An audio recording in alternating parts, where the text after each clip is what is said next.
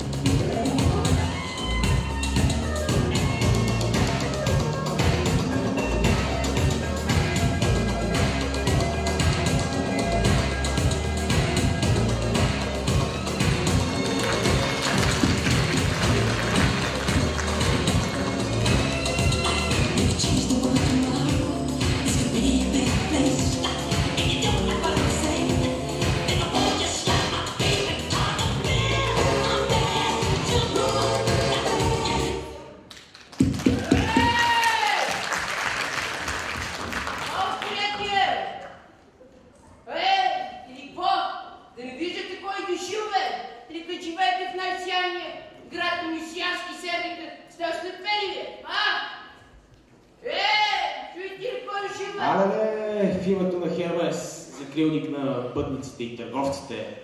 Кой да безбожни? Ще прощаваш, Теодоре, Хермес, кой от твоите трябва да е? Пак Светия Дух ли, защото е пратеник на Бога? Или пък е Бог Отец, що там пан Херофродити, забравих кои още са му синове.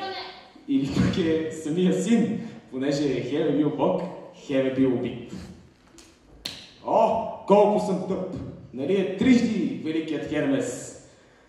Самата Тройца трябва да е, за която в града ни вече цяла година се трупат тълпи, като елния там отвън. Но виж, тях как да не ги пуснеш? Злато и куфрина от глава до пети, конете им накипрени като за императорски парад. Шо пара ще остават по кръчмите и гостилниците, шо вино ще изпият.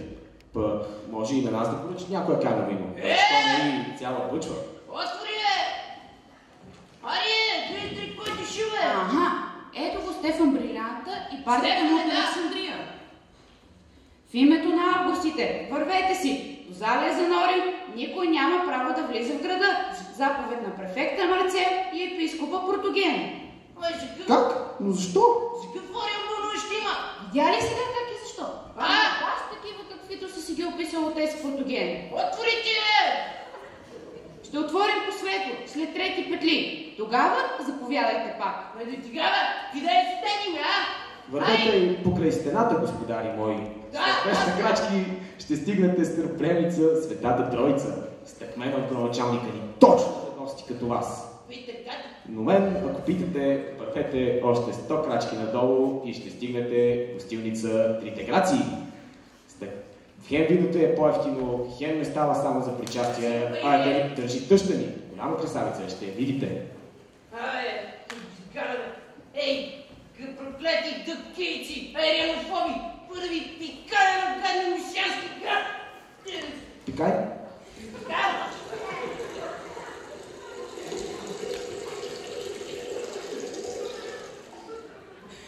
Ай, много шумостта е чух.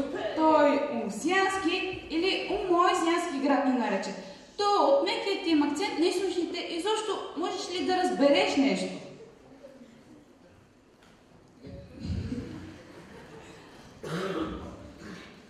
Това, Теодоре, за умойсяните и умойсянците, ще не ми го обясниш простичко.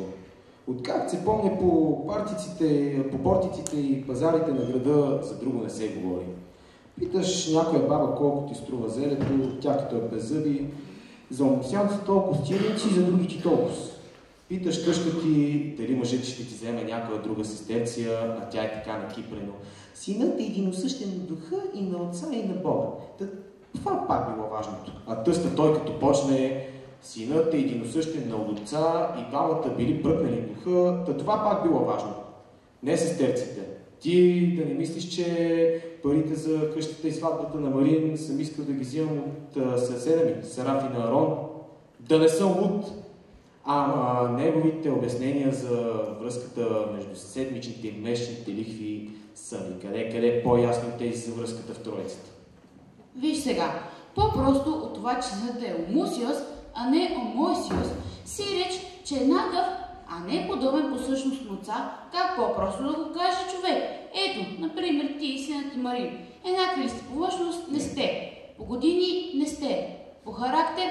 Ама и по това не сте. Но без теб Марин нямаше да го има. А без Марин ти щеше да си все същия Тодор, само дето нямаше да си баща на Марин. Но, че сте еднакви, по всъщност сте еднакви. И той стана войник като тебе, а не Сарафин като съседа ти. Това и не, че с войналъка щеше да забогатее много, ама тогава щях... Чуваш ли нещо? Момчета! Там ли сте още? Да.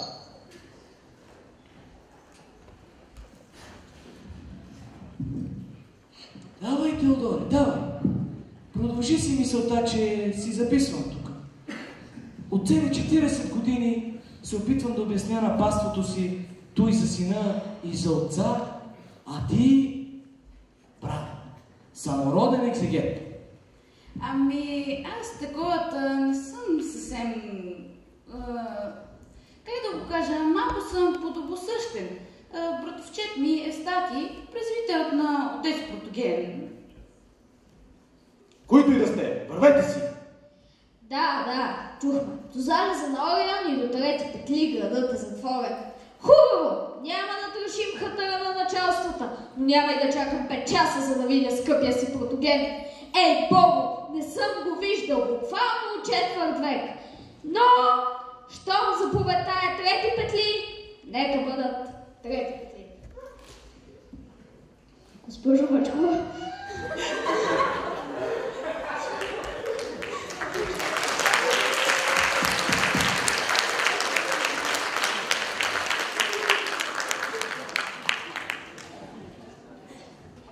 Бързо да отваряме, че негово просвещенство отец Север Равейски, освен всички петли в Сердика, ще разбуди и всички перанки в цяла Дакия. Не си ли чувал за онзи Божи човек, който бил избран сред тълпата от Гълъб? После говорят, че можел да говори с птиците, а някой казал, че можел да говори и преди това и за това я накарал Гълъба да му касне на реалното. Ама ти да им вярваш. Няма.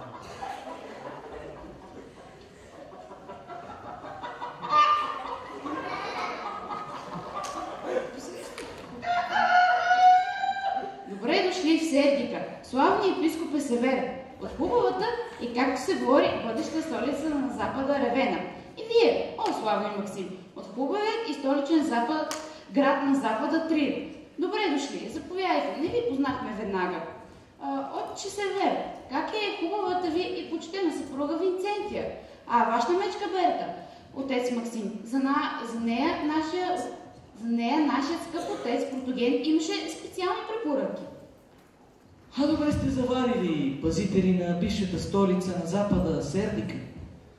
Както ни посъветва скъпия Протоген, с него се отдихме малко да похапнем в трите граци. Значи, благородната Винцентия и вярната Берта останаха там при госпожа Елена, доколкото разбрах твоята снаха, Тодоре. За съжаление. Наистина е хубавица, а и сладкодумница, и грижовна стопанка.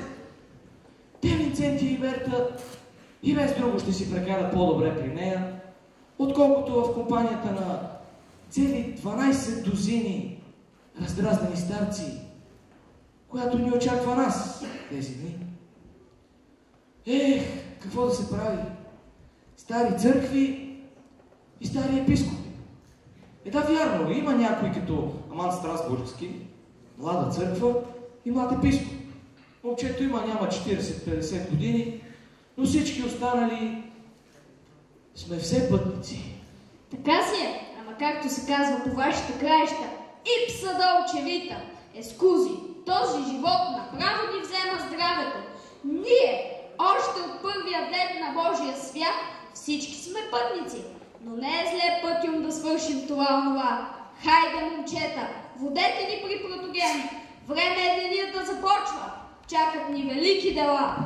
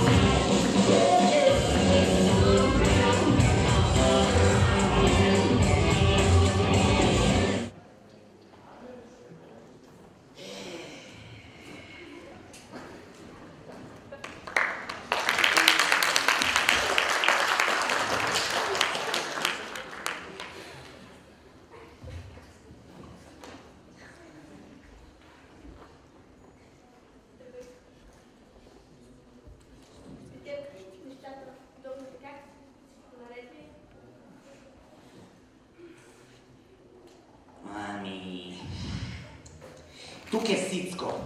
Маркус, дай да свалим символа. Кой сте сте?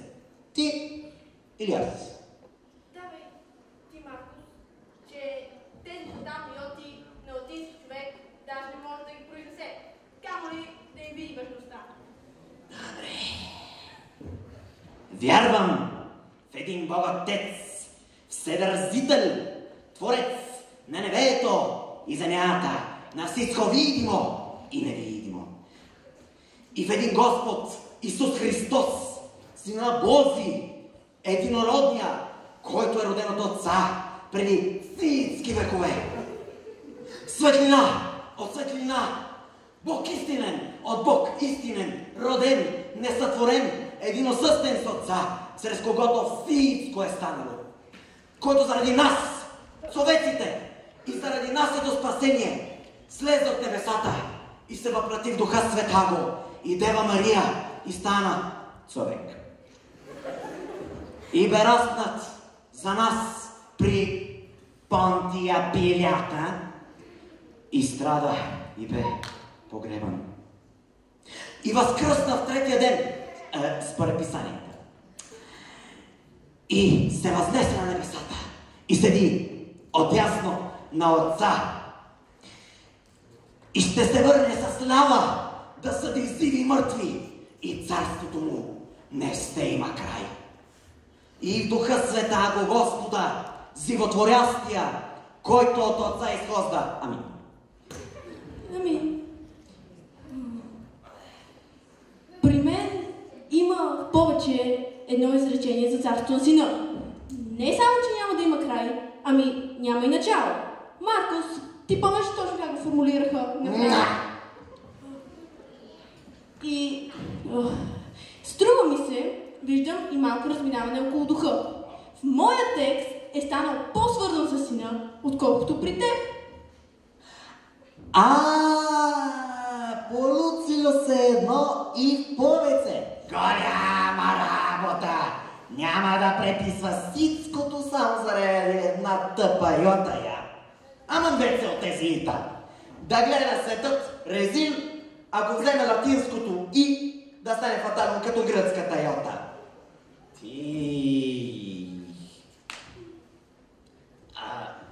Аз такова, онова за Пасхата, за което спориха 3 месеца, ами нещо не съм го записал.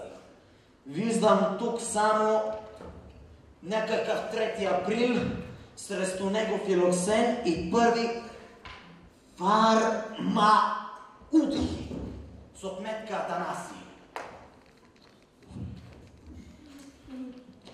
Така, значи, да видим.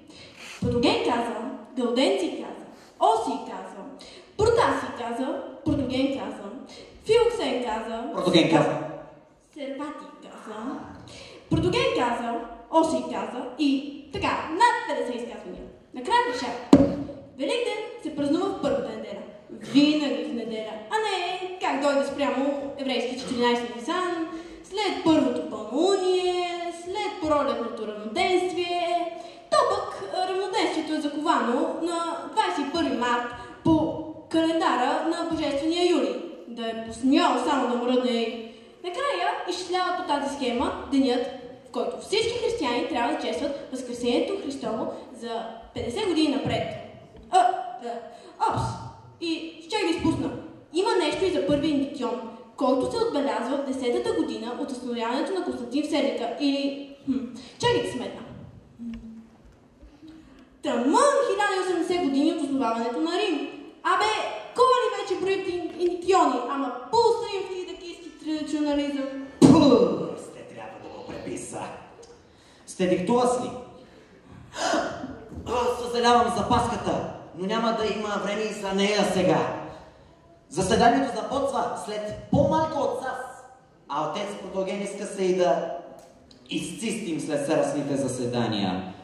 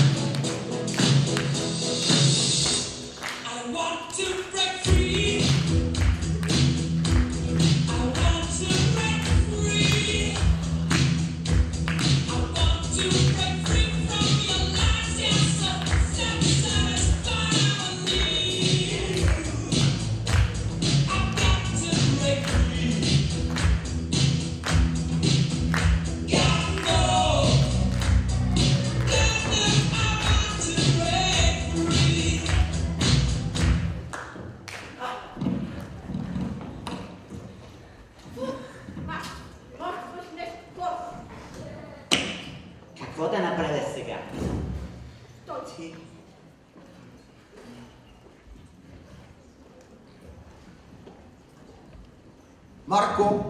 Слушаме, епископе! Това, което ще говорим сега, е извън протокол. Тук сте само ако на моите братя трябва сверка с някой документ. Ясно. Благодаря, че откликнахте на поканата ми, братя.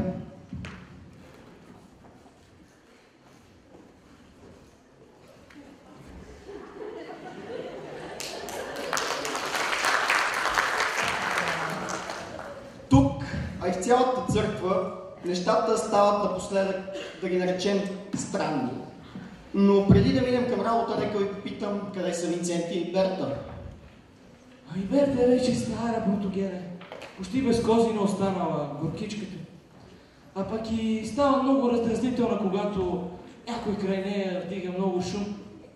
А пък доколкото разбрах от твоето писмо, то било страшна вяра. Та затова я оставих при добрата стопанка в страноприемницата, която впрочем ти ни препоръча. Тя и Винченция вече не е млада, съм да не чуя от някъде.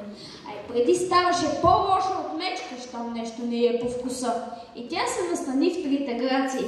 Хем да има някой с Берта, хем да участва в залаганията. Знаеш, остана и стар навик от младините в Рим. Като дойдохме на темата, подочух, че залозите за теб и Оси срещу Стефан Брилянта и Григорий и Крайморската вила вече са 5 към 2. Какво мислиш? Ще има ли днес мнозинство при гласуването на каноните? Затова ви помолих да дойдете, братя. С догмата нещата са лесни. Днес е една, утре е малко по-друга, но Бог е бил, и ще бъде все същия, така че формулите винаги накрая се изправят. Виж, правилата за църковните служители, нещата стоят по друг начин. Защото ние хората, за разлика от Бога, се променяме. До сега никога и никъде не е имало цяло едно грамадно съсловие, което да се води свещенослужители на един Бог в цялата империя и извън нея. Църквата е замязала на бюрократичен звяр. Всеки лъмти за по-богата епархия, за по-лъскав епископски плащ, за по-масивен пръстен и за по-голямо влияние пред августите. Киснат с месеци в дворовете на Константин младши и Констанций младши, както преди додяваха на великия Константин лекар на пръст. Той и Атанасий по този път беше тръгнал, но откак Стефан и Григорий го изгониха от епископията му, започна да мисли като църковник, а не като чиновник. Пусто при гласуването на каноните, Атанасий и хората му няма да имат право на глас, нищо, че вече го оправдахме. А кои ще подкрепят предложенията ти за дисциплината и реда в църквата? Испанецът Оси, казваш, е вече спечелен, понеже щял да води на заседанието. С него и Гратус от Картаген, предполагам. Ще са все испанци и африканци. Да, там имаме най-малко 34 или 36 гласа. Да, значи прибавете към тях и нашите гласове от Галиите, Германиите и Британия. Още толкова, значи. Италианските гласове също ги имате. Само за онова за апелацията пред римския епископ малко ни смущава. Юли, добре, разбран човек изглежда. Но знаеш ли кой ще е следващия епископ на Рим? На вас ви е лесно. Бог високо, Рим далеко. На нас хем Бог ни е далеко, хем Рим ни е близко.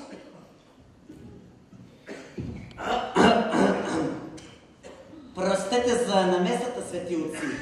Обаче, как така? От няколко часа, отколкото вие сте тука, сансовете между омойсияни и омоусияни са се дигнали от почти равни на 5 към 2. Ако сте така, по-добре да отира да си сменя залога. Нали знаете, жена ми от Антиохийско.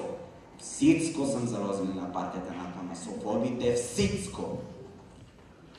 Виж, драги Монко, ако имах повече време, щях надълго и на широко да ти обясня какви и откъде са харизмите на епископа, описани накратко от блажения Павел, когато ти впрочем трябва да си чел, дали се водиш грамотен християнин.